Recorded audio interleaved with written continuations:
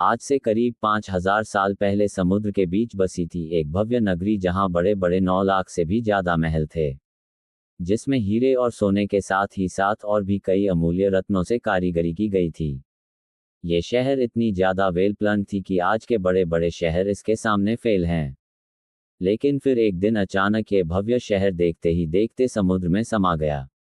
अब समय में आगे आते हैं। ये बात है 1983 की।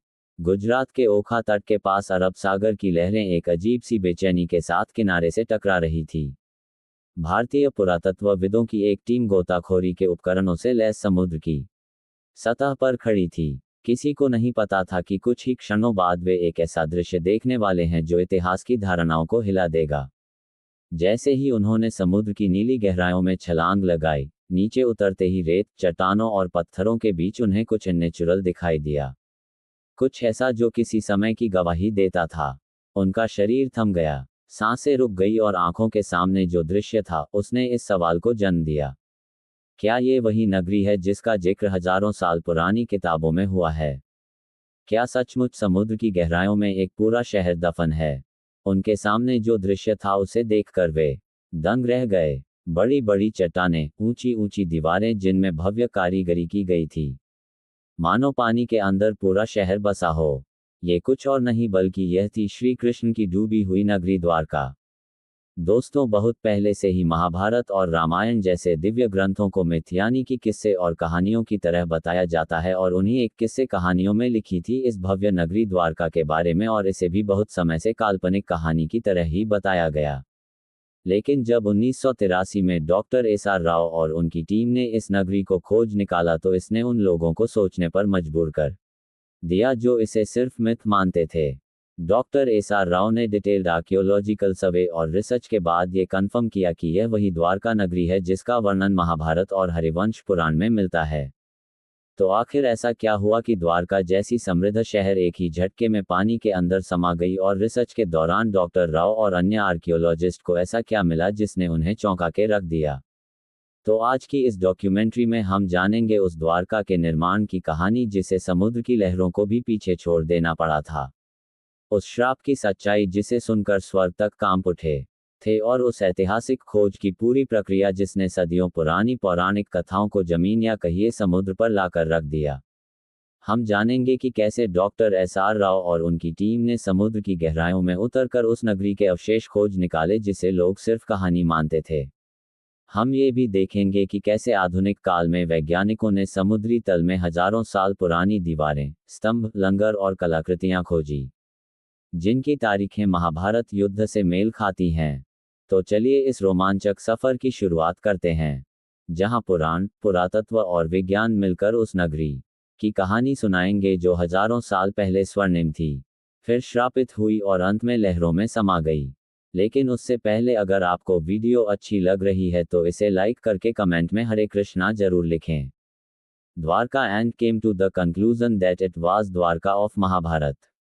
बहुत समय पहले जब मथुरा में कंस का आतंक अपनी चरम पर था तब श्री कृष्ण ने कंस का वध कर नगरवासियों को उसके अत्याचार से मुक्त किया, जिसके बाद श्री कृष्ण मथुरा में ही बस गए। लेकिन कंस की मृत्यु से क्रोधित होकर कंस के ससुर जरासंध ने मथुरा पर लगभग 17 बार हमले किए। हालांकि इन हमलों में जीत श्री कृष्ण की ही हुई, पर बार बार इन हमलों से परेशान होकर श्री कृष्ण ने मथुरा छोड़कर चले जाना ही उचित समझा, और इस निर्णय ने उन्हें प्रेरित किया एक असाधारण नगरी के निर्माण करने का जो थी द्वारका। श्री कृष्ण समुद्र तट पर गए और समुद्र देव से प्रार्थना की, हे वरुण देव, मुझे मेरी प्रजा के लिए शांति और सुरक्षा चाहिए। मुझे अपनी गोद से एक टुकड़ा भूमि दो जहां मैं एक नई नगरी बसाऊं। वरुण देव मुस्कुराए और उन्होंने श्री कृष्ण को समुद्र के बीच 12 योजन यानी कि लगभग 153.6 की भूमिदान में दी, जिसके बाद गॉड ऑफ आर्किटेक्ट यानी कि भगवान विश्वकर्मा को इस नगरी के भव्य निर्माण का कार्य सौंपा गया। अंततः उन्होंने इस भव्य नगरी का निर्माण संपन्न किया। महलों की ऊंचाई जैसे आकाश को छू रही थी, दीवारें सोने की थी, फर्श चांदी के। नगर के चारों ओर विशाल द्वार थे, इसीलिए इस नगरी का नाम पड़ा द्वारका यानी द्वारों का नगर। हवाओं में सुगंधित फूलों की खुशबू थी, गलियों में मोर नाचते थे और बीचों बीच बना श्री कृष्ण का महल तो ऐसा प्रतीत होता था मानो स्वर्ग पृथ्वी पर उतर आया हो। नगर की सड़कों को इस तरह से बनाया गया था कि वे सीधे बंदरगाह तक पहुंचती थी। समुद्र से व्यापार के लिए विशेष गोदियां बनाई गई, जहां जहाज आसानी से आ जा सके। शहर में जल आपूर्ति के लिए सिंचाई प्रणाली थी जो उस काल में अत्यंत दुर्लभ मानी जाती थी। स्वच्छ जल के तालाब, हरे भरे बाग और सजे हुए बाजार इस नगरी को न केवल सुंदर बल्कि पूरी तरह आत्मनिर्भर बनाते थे। भागवत पुराण के अनुसार द्वारका में कुल 900 से अधिक भव्य महल थे जो चंद्रकांत, हीरा, मणि और सोने से बने थे। श्री कृष्ण ने स्वयं उन महलों को अपने प्रियजनों के लिए बनवाया था। बलराम, रुक्मणी, सत्यभामा, जाम्बवती और अन्य रानियों के लिए अलग अलग राजमहल। यह महल न सिर्फ वास्तुकला का चमत्कार थे बल्कि अध्यात्म और भक्ति का प्रतीक भी। लेकिन यह अंत नहीं था। अब शुरू होने वाला है वह अध्याय जिसने द्वारका को कालातीत बना दिया। एक ऐसा नगर जिसे स्वयं भगवान ने बसाया, देवताओं ने सजाया और समय ने इतिहास में दर्ज कर दिया। लेकिन जहां निर्माण होता है वहीं विनाश भी इंतजार करता है। द्वारका की यह स्वर्ण गाथा आगे चलकर एक ऐसे श्राप की छाया में डूबेगी जिसकी कल्पना तक किसी ने ना की थी। महाभारत का युद्ध समाप्त हो चुका था। धूल में लथपथ योद्धाओं के शव, बिखरे हुए अस्त्र शस्त्र और खून से लाल धरती, कौरवों का विनाश हो चुका था। अपने पुत्रों की ये दशा देखकर गांधारी काफी क्रोधित हो गई। उनका मानना था कि यदि श्री कृष्ण चाहते तो ये युद्ध होता ही नहीं। परंतु उन्होंने ऐसा नहीं किया, जिससे क्रोधित होकर गांधारी ने श्री कृष्ण को श्राप दिया कि जिस प्रकार मेरे वंश का विनाश हुआ है, ठीक उसी प्रकार तुम्हारे भी वंश का विनाश हो जाएगा। इस श्राप ने यदुवंश के विनाश की नींव रख दी। लेकिन एक और कारण है जिसके चलते द्वारका का विनाश हुआ। दरअसल एक समय की बात है। द्वारका के पास एक स्थल जिसका नाम पिंडारक था। वहां एक दिन प्रमुख ऋषि गण पधारे। इनमें विश्वामित्र, वशिष्ठ, नारद, कर्ण, दुर्वासा जैसे महान ऋषि मुनि उपस्थित थे। उन ऋषियों को देख श्री कृष्ण के पुत्र सांब और उसके कुछ मित्रों ने मिलकर शरारत करने की सोची। सांब ने एक गर्भवती स्त्री का रूप धारण कर लिया और उन ऋषियों के पास पहुंचे। इस बात से अनजान कि वे ऋषि कोई साधारण साधु संत नहीं बल्कि त्रिकालदर्शी थे जिन्हें सब कुछ मालूम था। सांब और उसके मित्र उनके निकट गए और उनकी तपस्या भंग कर ऋषियों से अपने होने वाले बच्चे के बारे में पूछने लगे। अपना इस तरह अपमान होता देख मुनिगण गुस्सा हो गए और उन्होंने सांब को ये श्राप दिया कि तुम एक लोहे के मुशल को जन्म दोगे जो यदुवंश के विनाश का कारण बनेगी। सांप और उनके साथी भयभीत हो उठे। उन्होंने माफी मांगी पर अब कुछ नहीं हो सकता था। कुछ दिनों बाद वही हुआ जो भविष्यवाणी की गई थी। जब सांब सुबह उठा तो उसके कपड़ों में एक भारी भरकम मुशल मिला। ये दृश्य देख यदुवंशी चिंतित हो उठे और जब ये बात श्री कृष्ण के नाना राजा उग्रसेन को पता चली तो उन्होंने मुशल के छोटे छोटे टुकड़े कर समुद्र में फेंकने का आदेश दिया। और जैसे ही यह टुकड़े समुद्र में फेंके गए, एक विशाल मछली ने वह टुकड़े खा लिए। कुछ समय बाद जब कुछ मछुआरों ने उस मछली को पकड़ा और जब उसे काटा गया तो उसके पेट से लोहे के टुकड़े निकले। उन मछुआरों ने वह टुकड़े एक जरा नामक शिकारी को बेच दिए। अब वह शिकारी इन टुकड़ों से अपनी तीर बना रहा था और दूसरी ओर द्वारका में स्थिति धीरे धीरे खराब होने लगी थी। गांधारी के श्राप का असर दिखाई देने लगा था। जैसे जैसे समय बीतता गया, यदुवंश के लोगों में अहंकार बढ़ता गया। भोग, विलास, मदिरा और दुराचार ने धर्म और मर्यादा का स्थान ले लिया था। नैतिकता समाप्त हो चुकी थी। फिर एक दिन जिसे आज भी प्रभास त्रिकाल के नाम से जाना जाता है, यदुवंश के वीरों ने समुद्र किनारे एक उत्सव आयोजित किया। शराब, घमंड और गाली गलौज ने मिलकर उस उत्सव को युद्ध भूमि में बदल दिया। वे आपस में ही लड़ने लगे। जिन हथियारों से उन्होंने युद्ध जीते थे उन्हीं से वे एक दूसरे को मारने लगे। श्री कृष्ण समझ चुके थे कि अब विनाश निकट है, जिसके पश्चात वे वन की ओर चल पड़े और वहां एक वृक्ष के नीचे विश्राम करने लगे। तभी वहां वह शिकारी पहुंचा जिसने उस मुशल के टुकड़े से तीर बनाए थे। उस शिकारी ने श्री कृष्ण को हिरण समझकर उन पर तीर चला दी और जैसे ही तीर श्री कृष्ण के पैरों में लगी उन्होंने ये लोक त्याग दिया और उनके मृत्यु के साथ ही पूरी द्वारका नगरी पानी में समा गई। इस प्रकार द्वारका का वह वैभवशाली अध्याय समाप्त हुआ। वह नगर जिसे स्वयं भगवान ने बसाया था, जिसने एक युग देखा था, अब रह गया केवल शास्त्रों के पन्नों में और समुद्र की खामोशी में छिपी एक अमर स्मृति के रूप में। लेकिन क्या यह अंत है? क्या हुआ श्री कृष्ण के मृत्यु के पश्चात? और क्यों श्री कृष्ण आज भी जिंदा है? अर्जुन ने क्या भूमिका निभाई? ये सब जानने से पहले हम ये जान लेते हैं कि आज के समय में कहानी कही जाने वाली द्वारका नगरी को कैसे खोज निकाला गया और क्या सच में यह वही द्वारका नगरी है जो श्री कृष्ण ने बनवाई थी। तो चलिए अब जानते हैं इसका असली इतिहास और रहस्य। लेकिन उससे पहले अगर आपको यह वीडियो ज्ञानपूर्ण लग रही है तो इसे अपने दोस्तों, रिश्तेदारों और अन्य भक्तों को जरूर शेयर करें। बहुत लंबे समय तक द्वारका को सिर्फ एक पौराणिक नगरी माना जाता था। श्रीमद् भागवत पुराण, विष्णु पुराण, हरिवंश पुराण और महाभारत में इसके भव्य विवरण तो थे, लेकिन भौगोलिक रूप से यह कहाँ थी, ये रहस्य बना हुआ था। अधिकांश विद्वान मानते थे कि यह एक धार्मिक कथा बस है, कोई ऐतिहासिक सच्चाई नहीं। लेकिन ये सोच पहली बार 1930 के आसपास हिली, जब गुजरात के सौराष्ट्र इलाके में कुछ मछुआरों और गोताखोरों ने समुद्र के अंदर अजीब पत्थरों और ढांचों को देखने की बात बताई। यहाँ तक कि कुछ पायलटों ने, जो अरब सागर के ऊपर उड़ान भर रहे थे, बताया कि उन्होंने पानी के नीचे सीधी रेखाओं जैसी आकृतियां देखी हैं, जैसे कोई पुराना शहर हो। यहीं से उस राज की तलाश शुरू हुई जिसने एक प्राचीन कहानी को एक खोज में बदल दिया। फिर आया साल 1963, जब भारतीय पुरातत्व सर्वेक्षण विभाग यानी कि एएसआई ने पहली बार बेट द्वारका के पास खुदाई शुरू की। ये वही इलाका था जिसे स्थानीय लोग सदियों से भगवान श्री कृष्ण की नगरी मानते आए थे। खुदाई में वहां से कई प्राचीन बर्तन, मूर्तियां और पक्के ढांचे मिले। इससे ये तो साबित हो गया कि यह जगह काफी पुरानी है। लेकिन इससे द्वारका की असली पहचान अभी भी पूरी तरह साफ नहीं हुई थी।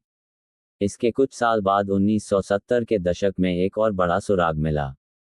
जामनगर के सरकारी रिकॉर्ड में एक प्राचीन ताम्रपत्र का जिक्र था जो करीब 6वीं शताब्दी का बताया गया।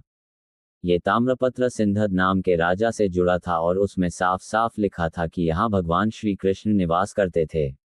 यह ऐसा पहला ऐतिहासिक दस्तावेज था जिसमें धर्म और इतिहास आपस में जुड़ते नजर आए। इससे इतिहासकारों को पहली बार ये लगा कि द्वारका सिर्फ एक कल्पना नहीं, बल्कि शायद एक खोया हुआ सच है। इसके बाद इस खोज को सही दिशा दी एसआर राव ने। वे एएसआई के वरिष्ठ अधिकारी थे और भारत के शुरुआती समुद्री पुरातत्वविदों में से एक माने जाते हैं। उन्हें महाभारत और पुराने ग्रंथों की बातों पर भरोसा था। उन्होंने उन विवरणों की तुलना आधुनिक समुद्री नक्शों से की और पाया कि अगर द्वारका सच में कभी बसी थी तो वह गुजरात के पश्चिमी तट पर ही रही होगी। इसी सोच से 1979 में भारत में पहली बार समुद्र के नीचे पुरातात्विक खोज की नींव रखी गई। डॉक्टर राव ने गोवा स्थित नेशनल इंस्टीट्यूट ऑफ ओशनोग्राफी यानी कि एनआईओ की मदद ली और एक नई खोज का अभियान शुरू किया। ये काम आसान नहीं था। ना तो उस दौर में भारत के पास अच्छे उपकरण थे, ना ही आधुनिक तकनीक। फिर भी उन्होंने स्थानीय मछुआरों, गोताखोरों, पुरानी नावों और शुरुआती सोनार तकनीक की मदद से समुद्र के अंदर छिपे राज को ढूंढना शुरू किया। और इसी दौरान समुद्र की सतह के नीचे उन्हें कुछ ऐसे ढांचे दिखाई देने लगे जो किसी भी नजरिए से प्राकृतिक नहीं लगते थे। वहां पत्थरों की लंबी दीवारें थी, बड़े बड़े खंभे थे और ऐसे लंगर भी मिले जो साफ बताते थे कि वहां कभी जहाज आते जाते रहे होंगे। यानी यह जगह एक पुराना बंदरगाह रहा होगा। लेकिन ये तो बस शुरुआत थी। असली खुलासे तो अभी बाकी थे। 1979 की खोज ने एक ऐसा दरवाजा खोल दिया था जिसके पीछे छुपी थी एक बहुत पुरानी, लगभग भूली हुई कहानी। अब 1980 का दशक उस कहानी को सच साबित करने की जिद बन चुका था और इस जिद की सबसे बड़ी वजह थे doctor SR Rao. Doctor Rao को महाभारत और पुराणों में लिखी बातों पर पूरा भरोसा था। उन्होंने उन ग्रंथों के नक्शों और विवरणों को पढ़ा, समझा और फिर आधुनिक समुद्री मानचित्रों से मिलाया। उन्हें यकीन था कि श्री कृष्ण की वो नगरी जिसे दुनिया ने बस एक कहानी मान लिया था, वो कहीं ना कहीं अरब सागर के नीचे आज भी मौजूद है। लेकिन उनका ये सफ़र बिल्कुल भी आसान नहीं था। उस समय भारत में समुद्री खुदाई यानी कि मरीन आर्कियोलॉजी एक बिल्कुल नया क्षेत्र था। ना सरकार के पास इस काम के लिए पर्याप्त पैसा था, ना वैज्ञानिकों को इस बात पर भरोसा कि समुद्र के नीचे कोई शहर भी हो सकता है। बहुत सारे लोग इस प्रयास को बस धार्मिक सोच का हिस्सा मानते थे। कई लोगों ने डॉक्टर राव से कहा, पौराणिक कथाओं को इतिहास से जोड़ने का क्या फायदा। लेकिन उन्होंने कभी हार नहीं मानी। डॉक्टर राव ने एएसआई और गोवा के नेशनल इंस्टीट्यूट ऑफ ओशनोग्राफी के साथ मिलकर एक समुद्री अभियान शुरू किया। इंडियन नेवी के गोताखोरों की भी मदद ली गई। लेकिन चुनौती सिर्फ यह नहीं थी कि लोग विश्वास नहीं कर रहे थे। असली मुश्किल थी टेक्नोलॉजी और संसाधनों की कमी। उस समय ना तो सोnar जैसी आधुनिक तकनीक थी, ना ही पानी के अंदर काम करने वाले रोबोट्स। ध्वज को अपने हाथों से समुद्र की सतह को टटोलना पड़ता था। 1980 के दशक में, यानी लगभग 40 साल पहले, समुद्र में जाकर खुदाई करना कोई आसान काम नहीं था। इसके लिए आर्कियोलॉजिस्ट, ध्वज, oceanographers, under water photographers, historians, geologist और बहुत से टेक्नीशियनों की जरूरत होती थी। इतनी बड़ी टीम को बनाना और उन्हें काम पर लगाना अपने आप में एक बड़ा काम था। फिर भी राव ने हार नहीं मानी। फंडिंग की इतनी कमी थी कि उन्होंने अपने वेतन से टीम का खाना तक खरीदा। उन्होंने सिर्फ 800 रुपये में एक्सपीडिशन शुरू किया था, और यह भी उन्हें छोटे छोटे फंड्स इकट्ठा करके मिले थे। वह चाहते थे कि सरकार एक स्थायी समुद्री पुरातात्विक इकाई बनाए, लेकिन यह इतना भी आसान नहीं था। 1983 से 1992 के बीच राव की टीम ने लगभग 12 बार समुद्र में जाकर खुदाई की। खोज के लिए बेट द्वारका और आसपास के इलाकों को चुना गया, और फिर एक एक कर सामने आने लगे ऐसे सबूत जिन्होंने न सिर्फ भारत को बल्कि पूरी दुनिया को चौंका दिया। गोताखोरों ने समुद्र के तल से लगभग 30 मीटर नीचे 560 मीटर लंबी पत्थरों की दीवार खोज निकाली। यह कोई प्राकृतिक बनावट नहीं थी, ये इंसानों द्वारा बनाए गए शहर की दीवार थी। उसकी बनावट वैसी ही थी जैसी महाभारत में द्वारका के वर्णन में मिलती है। फिर मिले 30 से भी ज्यादा पत्थर के खंभे जो शायद किसी महल या भवन का हिस्सा रहे होंगे। ऐसे लंगर यानी कि एंकर्स मिले जिनसे पता चलता था कि वहां से नौकाएं चला करती थी। कुछ 3 छेद वाले एंकर भी मिले जो उस समय की एडवांस नेविगेशन को दिखाते थे। इसके अलावा सील, लोहे और पीतल की वस्तुएं और मिट्टी के बर्तन भी मिले। इनकी कार्बन डेटिंग और थर्मल लुमिनेसेंस डेटिंग से पता चला कि यह चीजें 1500 ईसा पूर्व से लेकर 3000 ईसा पूर्व के बीच की हैं। और एक बर्तन तो 9000 साल पुराना निकला, जिसने वैज्ञानिकों को भी हैरान कर दिया। परंतु दुनिया भर के बहुत सारे इतिहासकारों ने इसे मानने से इनकार कर दिया। उन्हें यह एक माइथ रिवाइवल यानी सिर्फ धर्म को प्रचारित करने की कोशिश लगी। लेकिन डॉक्टर राव का जवाब साफ था, मैं ग्रंथों को धार्मिक किताबें नहीं, ऐतिहासिक दस्तावेज मानता हूं। जब रोम, एथेंस और बाबुल जैसे शहरों की खुदाई हो सकती है तो द्वारका की क्यों नहीं? साल 1990 आते आते टीम को 500 से ज्यादा आर्टिफैक्ट्स, एंशिएंट हार्बर वॉल्स और एक सुनियोजित शहर के संकेत मिल चुके थे। अब ये बात लगभग तय हो गई थी। द्वारका कोई कल्पना नहीं, वह एक असली समृद्ध और व्यवस्थित सभ्यता थी जो समुद्र में समा गई। लेकिन अभी तो सिर्फ सतह खुली थी। असली राज तो समुद्र के और अंदर छुपा था, और वहीं से शुरू होता है अगला अध्याय। 1990 तक डॉक्टर एस.आर. राव और उनकी टीम ने साबित कर दिया था कि द्वारका सिर्फ एक पौराणिक कथा नहीं बल्कि एक डूबी हुई सच्ची सभ्यता थी। लेकिन अब जरूरत थी और भी ठोस वैज्ञानिक सबूतों की, ताकि दुनिया भी मान ले कि भगवान श्री कृष्ण की द्वारका असली थी और वाकई समुद्र में समा गई थी। इन सबूतों से ये तो साबित हो गया था कि द्वारका सिर्फ किस्से कहानियों में नहीं बल्कि सच में थी, और काफी ज्यादा वेल प्लान्ड थी। लेकिन उस समय फंडिंग की कमी की वजह से इसके रिसर्च को रोक दिया गया। फिर साल 2001 में इस दिशा में एक बहुत बड़ा कदम उठाया गया। भारतीय पुरातत्व सर्वेक्षण और एनआईओटी यानी कि national institute of ocean technology ने मिलकर एक बड़ा वैज्ञानिक अभियान शुरू किया। जगह चुनी गई कच्छ की खाड़ी और बेट द्वारका का इलाका। इस बार अभियान में सिर्फ पुरातत्व विधि ही नहीं बल्कि समुद्र वैज्ञानिक, भूगर्भ शास्त्री, नौसेना के गोताखोर, सोनार तकनीक के विशेषज्ञ और इंटरनेशनल कार्बन डेटिंग लैब्स भी जुड़े थे। इस खोज की कमान संभाली थी डॉक्टर आलोक त्रिपाठी जो एएसआई के समुद्री पुरातत्व निदेशक थे, और उनके साथ थे डॉक्टर राजीव निगम जो उस समय सीएसआईआर के मरीन साइंस प्रमुख के रूप में काम कर रहे थे। इस बार की खोज पहले से अलग थी।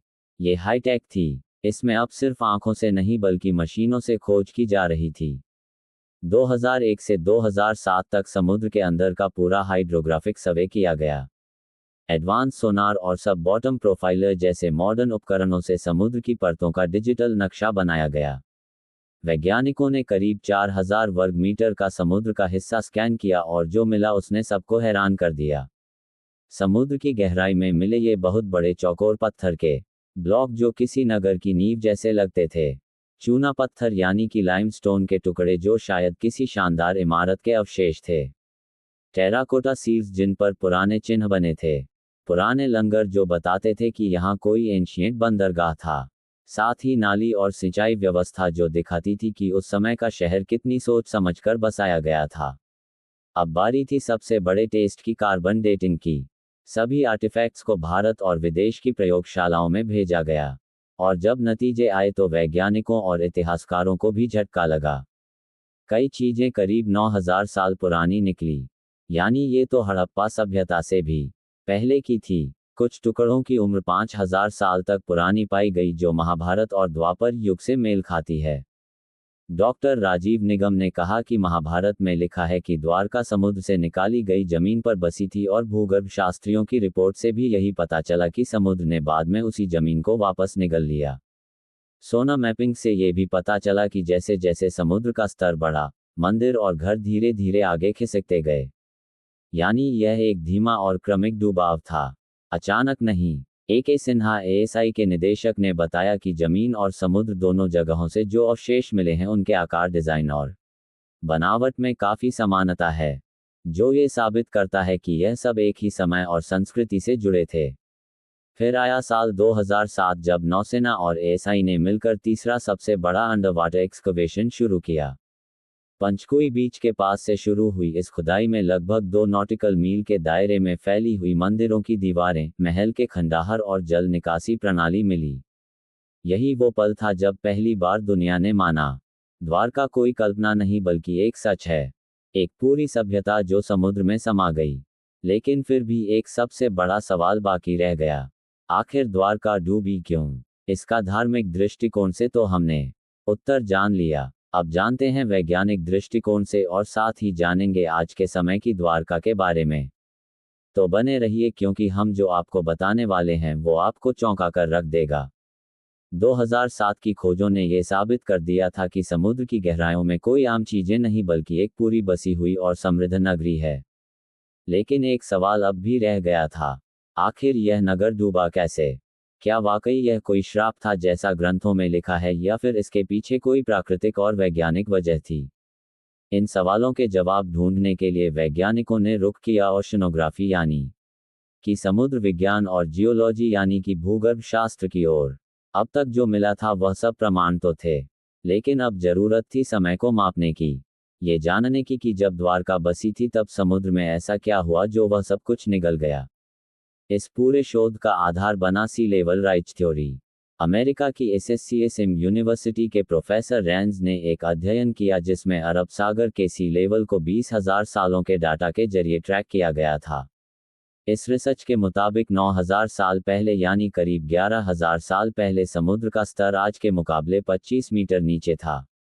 5000 ईसा पूर्व के बीच समुद्र अचानक बहुत तेजी से कई मीटर तक ऊपर उठ गया।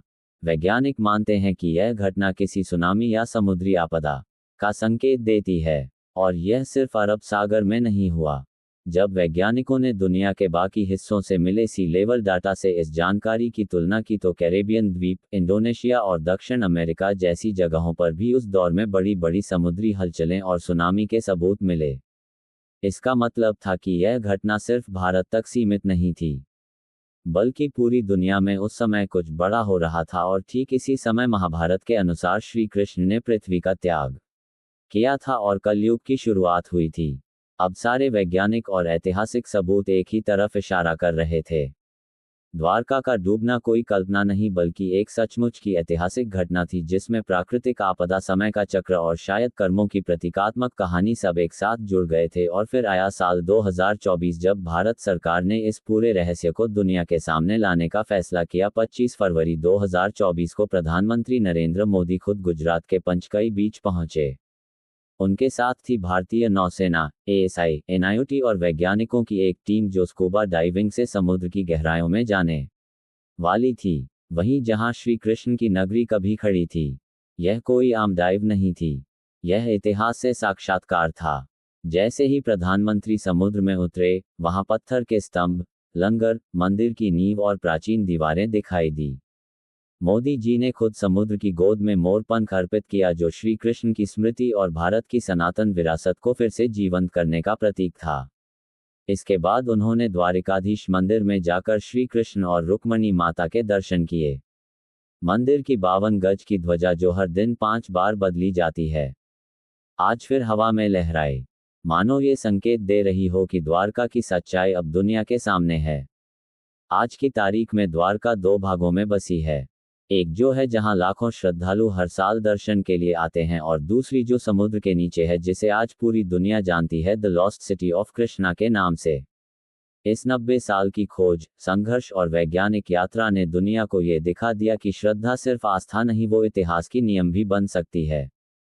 द्वारका सिर्फ भारत की कहानी नहीं है, ये पूरी मानव सभ्यता की याददाश्त है, जो ये सिखाती है कि सत्य और संस्कृति को भुलाया नहीं जा सकता, चाहे वो कितनी भी गहराई में क्यों ना छुपा हो। और इसीलिए आज भी द्वारका जिंदा है, कभी मंदिर की घंटियों में, कभी समुद्र की लहरों में, और अब वैज्ञानिक रिपोर्टों में भी।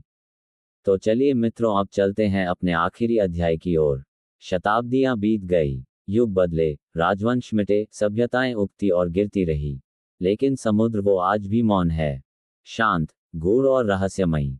उसकी लहरों के नीचे दबी द्वारका की नगरी आज भी जैसे किसी इंतजार में है, ना जाने किसके लिए, शायद उसके निर्माता श्री कृष्ण के फिर से लौट आने के लिए, या शायद इस धरती के इंसानों के उस बोध के लिए जब वे केवल इतिहास नहीं, अपनी आस्था में छिपे सत्य को भी पहचानना सीखें। द्वारका कोई कल्पना नहीं थी, वो एक यथार्थ था, एक स्वर्णिम यथार्थ जिसे एक श्राप ने लीन लिया, एक समय ने छिपा दिया, और एक समुद्र ने अपनी गहराइयों में समा लिया। लेकिन वह सत्य आज फिर उभर रहा है, टूटे स्तंभों में, पुरातत्व की रिपोर्टों में, सोने की लहरों में, और एक राष्ट्र की आस्था में। इस पूरी डॉक्यूमेंट्री ने हमें यह सिखाया कि आस्था और विज्ञान 2 विपरीत ध्रुव नहीं है, वे एक ही सत्य की 2 राहें हैं। एक राह हमें विश्वास दिलाती है और दूसरी उसे प्रमाणित करती है। द्वारका की कहानी बस एक शहर की कहानी नहीं है, यह उस संस्कृति की कहानी है जो अपने चरम पर भी विनम्र थी और अपने अंत में भी दिव्य। यह उस ईश्वर की नगरी की कहानी है जिसने अपने जीवन से कर्म का सार बताया और अपने अंत से संयम और स्वीकृति का। और जब अगली बार आप समुद्र की लहरों को देखें, जरा ठहरिएगा, शायद किसी अगाध गहराई से आपको कोई बांसुरी की धुन सुनाई दे, शायद वो द्वारकाधीश अब भी आपको पुकार रहे हो अपने नगर से, अपने सत्य से, क्योंकि कुछ कहानियां खत्म नहीं होती, वे सिर्फ इंतजार करती हैं दोबारा जगाए जाने का। जय द्वारकाधीश।